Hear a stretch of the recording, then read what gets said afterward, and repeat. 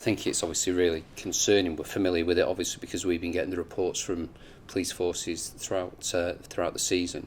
But when you're looking at 6% increase in games with incidents of disorder, when you're looking at arrests up by 59%, it's clearly an extremely worrying position. I think we were conscious of it post-COVID. All across Europe, countries are seeing an increase in football-related crime and disorder. So we're not on our own with this. But it is something where we need to take positive action to try and make sure that we keep football safe for the vast majority of fans who just want to go and have a pleasant experience. I think we know that alcohol is a perennial driver for poor behaviour. I think we see it in wider society, but certainly we see an awful lot of these offences where the misuse of alcohol is a factor.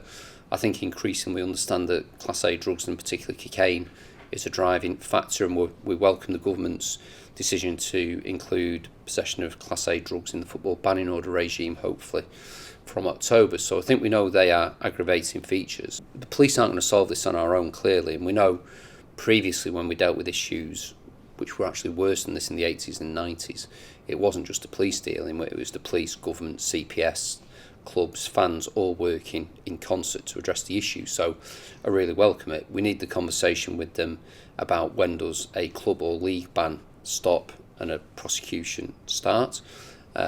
It's a good thing that for perhaps lower level offences involving pitch incursion, there is an option with the clubs. Clearly, if people are entering the playing service to threaten and assault players, officials or other fans, that tips over into a criminal matter, and we need to take the appropriate sanction.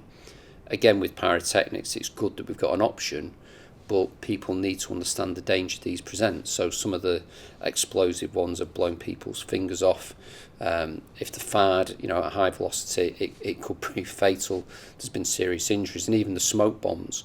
We know there's a lot of episodes now where people have been caused respiratory issues when they're having to inhale the smoke that's emitted from the devices. So it's good that there's there. It's good that we've got a range of options that we can apply based on individual circumstances, but certainly in relation to pyrotechnics, I think the expectation should be prosecution and statutory banning order, but we welcome the fact that football's come forward with these broader range of measures. But the more we look at cocaine usage, the more we see it. So when we do operations on the rail network, when we do operations at grounds, we are consistently finding the presence of cocaine. So when we've done exercises where we've swabbed in toilets in grounds, we know the clear before the game. When we swab afterwards, you're generally getting 100% hit rate.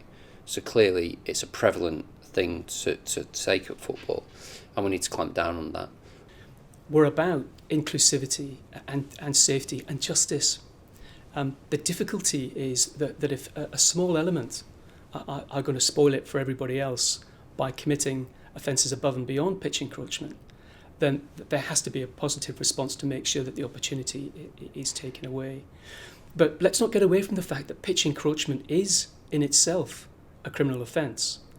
The police have to make decisions, practical and reasonable decisions on when to intervene and when not to intervene. Mass prosecutions for people running on the pitch isn't going to happen. But it is important that we're able to focus on pitch encroachment and look at how that develops when we consider whether or not there's a prosecution. Hate crime isn't exclusively a football problem. It's one that we face in society. But what these statistics show us today is that there's been a doubling of in-stadia hate crime incidents. 283 racial incidents were reported. Over 100 sexual orientation related offences were reported. It's really important that the CPS, and we do this, prosecutes hate crime, takes it seriously, makes sure that football is inclusive, and so that people aren't marginalised for their personal characteristics. And the CPS is working hand in hand with our partners. That includes the police, with whom we have a very close but independent relationship. But actually, it goes down to the football charities and supportive agencies and to fans themselves. The clubs themselves have a responsibility, and we're working with the clubs, but also with the Premier League, the EFL, the Football Association, to make sure that we have a joined-up collaborative effort where everybody knows their place and their role, and that we can tackle this together.